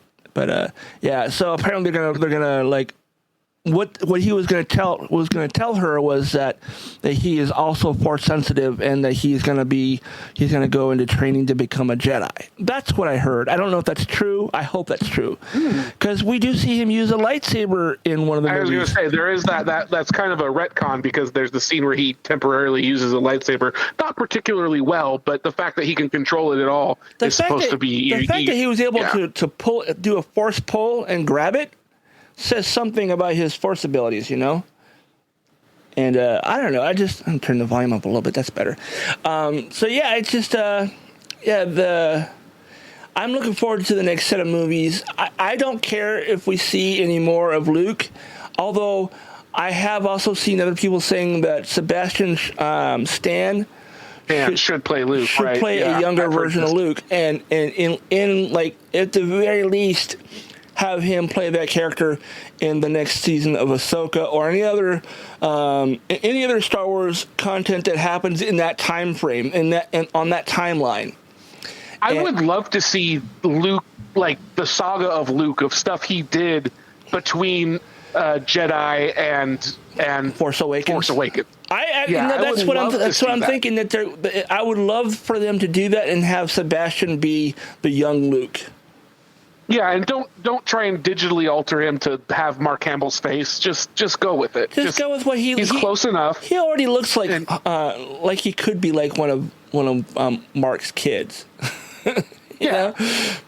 So All right. We ready to get in some weird shit? I'm excited about this. We got some really weird shit, including some literal shit in the weird shit. So that's the reason why I grabbed that story. Here we go. And that's some weird shit where we dig up the craziest, quirky stories and make you go, what the heck just happened? Buckle up, it's about to get weird.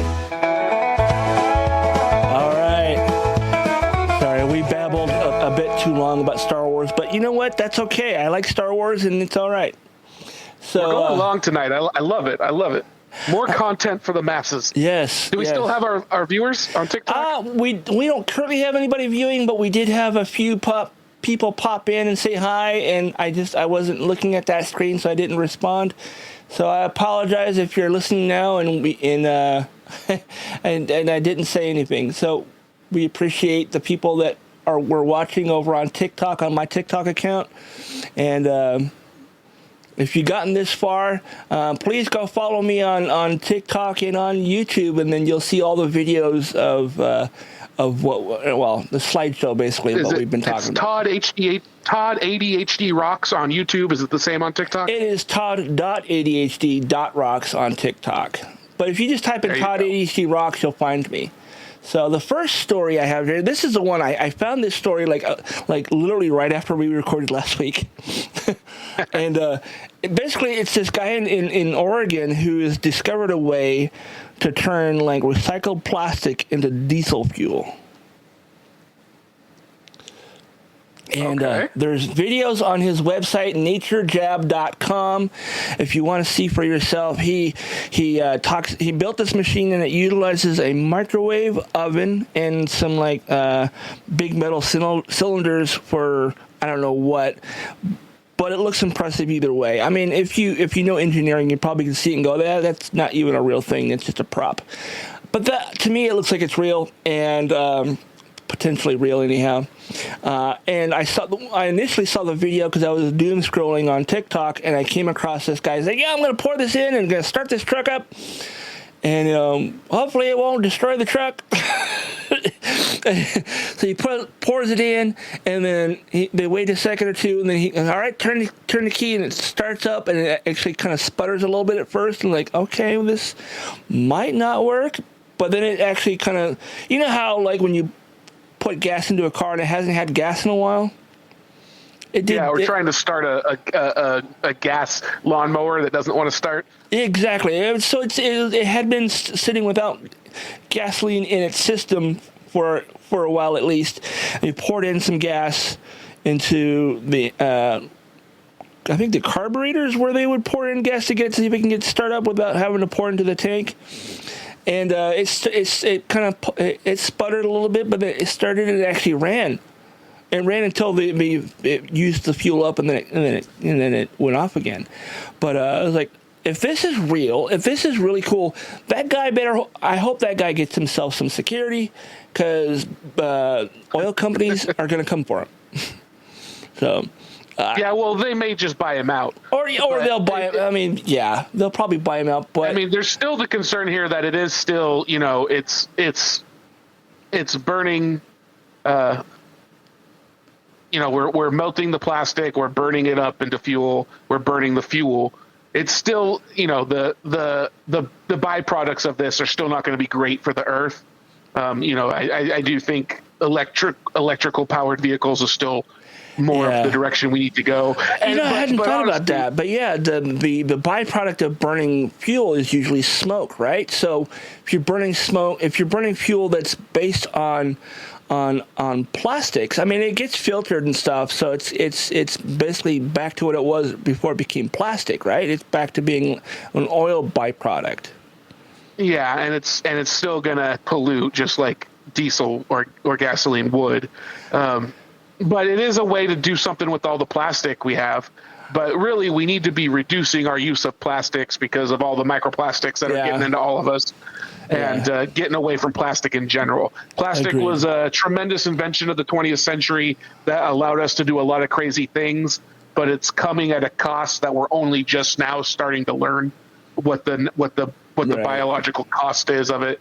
And ultimately, when it comes to transportation, the the solution really isn't new ways to do personal vehicles. It's having reliable, effective, and universal mass transit. Like, that's really what we need, is to where we don't have to have personal vehicles. That's really what we got to get to. But this is still, I mean, this is definitely weird. It's interesting. Yeah. Okay, I'm trying to get this thing pulled up. Here we go. I got it. All right. Stupid advertisements on King 5's website. The next story is this happened a day or two after we recorded last. And I was like, oh, shit. There's actually video of a semi-truck carrying 250 million, with an M, million bees crashed in Whatcom County, which I don't know Bees in the car, bees everywhere. God, they're huge and they're sting crazy. Run away, your firearms are useless against them. The thing is what this brings up in my mind, because I'm a little older than Doug, is the killer bee epidemic in the 80s, I think it was, or late 70s, where people are freaked out by these African killer bees. These bees, these bees that came from Africa that are like bigger and more aggressive than the standard bee. But I'm like, can you imagine? I don't know what part of Washington Whatcom is in. I do know that it's a county here in Washington. I think it's down out on the west coast, like Ocean Shores. Oh, okay. So all those people down there who didn't have any issues with bees are going to be just inundated with bees now. And fun fact about the African killer bees, that's kind of a product of Western racism. Oh yeah. They aren't actually from Africa. They were imported to Brazil, and they were called Africanized because they're a hybrid between African and European honeybees. But they were actually hybridized for beekeeping.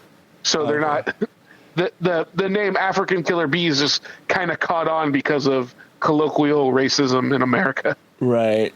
That makes a lot of sense. I always thought it was weird that, like, just randomly we would get a bunch of bees from Africa that are way more aggressive and you know, they sting people, and to stay away from bees and all. That's what I remember as a kid. I mean, I was little when that shit happened.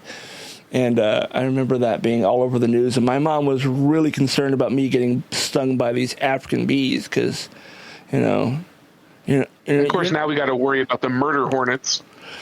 Yeah, same fucking thing, except for the murder hornets are a different style of bug altogether. They're like these 6-inch long fucking hornets. They're massive. But there's video here of all the bees. They're having a heck of a time. They're all in bee suits trying to round up the bees. Rose woke up to 250 million new neighbors Friday morning after a semi overturned near her house, sending honeybees swarming. I don't want to go down. You can hear the bees in the video, but they're like attacking the camera. Yeah. But just insane. I mean, that amount of bees, and I don't think it's going to really impact the local bee population, but it might. And that was my first thought. Was like, is this going to mess with the local population of bees? Is this going to just have? There's going to be too many bees? Are we going to, it's a legitimate concern. Like, is this what is going to happen with this? Yeah. But right. I guess we'll find out. Guess we'll find out in the next few weeks. I guess we're going to find out the hard way. Right.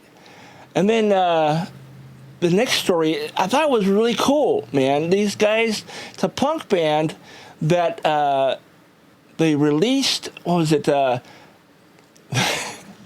They did like a local press, I think, of their album, and they wanted to use Gwyneth Paltrow's vagina-scented candles from her Goop brand. I was wondering if that's where this was coming from, was from her damn candles. So Australian punk band at Private Function are bringing the smell of the actress's privates to you at a much more economical cost, and you get a soundtrack too. So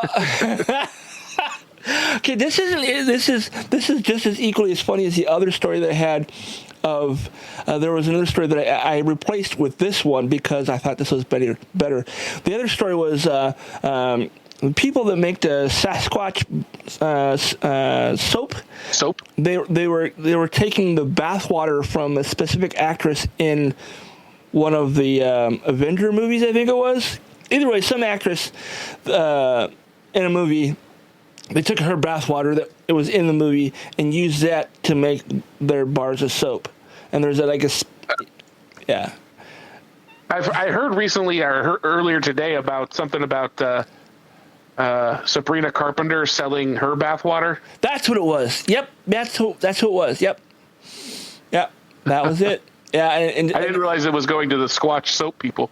Yeah, and but can you imagine, like, listening to this punk band and just having your whole room smell like Gwyneth Paltrow? Yeah, that's the image here on the article is just a lady dressed as a scientist, like she looks like she's a lab tech, and she's just got her nose right up on this pink vinyl record. She's wearing a lab coat, and she's got the blue latex gloves on, and she's got a pair of like plastic goggles to keep her eyes safe. In case, the album explodes or something, I don't know. Yeah, you gotta have eye protection. Eye protection to keep yourself safe. And then she's wearing, like, underneath the lab coat, she's wearing like a band T-shirt with like a kind of a punk looking like necklace with some things on it. I don't know. I just thought it was funny, and I wonder how it plays. I wonder how it plays on your record player. Is it? It says scratch and sniff all on it too. So. That's the big thing. Is the album was scratch and sniff. Actually, I think it only smells if you scratch the label, or maybe it's the album itself. But either way, having an LP that smells like somebody's vagina in itself, I thought was kind of funny and weird at the same time. Indeed. Is that is not the last story. The last story I have here. No, the last story is the worst story, which is going to make me hold it for the rest of my life. I think this will keep me from ever using a public restroom anywhere near a river or a lake. This comes from the Mirror, which is a British, I think it's a tabloid. A totally reputable British publication. It's a tabloid publication, I think. The photo shows what looks like a python in a toilet, but I think that's Photoshop. That's not what it got. This guy. Pythons don't bite things off. No. But the title of this article is it was a python though. It says man takes a wee and has his penis bitten off by an 11-foot snake in his toilet. Oh man. A man was left fighting for his life after suffering severe blood loss when a python bit him on his penis while he was using the toilet. Thai man, bad snake, who's Ataporn Boon Makache. That's what it says there. He's 38 years old, was attacked by a large snake in the bathroom of his home in the Chachoengsao province, east of Bangkok. According to reports, he reached down after feeling a sudden sharp pain, only to find the python's jaws chomped onto the tip of his genitals. Oh my God. In a panic, he called out for his wife and struggled to free himself from the grip of the 11-foot serpent. Before losing consciousness, he managed to tie a rope around the snake's head and secure it to the bathroom door to prevent it from escaping. And there's a photo of it. Oh my God. Talk about a trouser snake. Oh boy. Oh my God. That is a python. Holy crap. Okay. Yeah, nice bloody toilet with a snake coming out. Jesus Christ. I don't ever need to go to Bangkok, that's for sure. I'm never ever going to anywhere near that part of the world ever. I mean, it's bad enough that I don't want to go to Australia because of all the things that want to kill you there, despite their ability to not be able to kill you, but still want to kill you. Exactly. I guess it could have been worse for this man. At least he wasn't sitting down. I mean, I think he was. Or do you think that's how it went?